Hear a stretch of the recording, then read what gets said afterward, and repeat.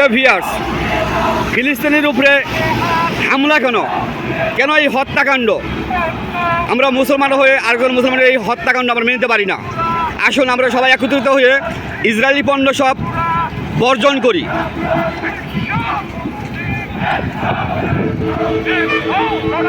আমরা দেখতে পাচ্ছি ইসরায়েলি পণ্য বয়কট এবং ফিলিস্তিনের মুসলমানের উপরে এই হত্যাকাণ্ডের বিরুদ্ধে আজ পবিত্র জুমাবার, জুমার নামাজ শেষ করে মুসল্লিরা বিক্ষোভ মিছিল নিয়ে আসছে।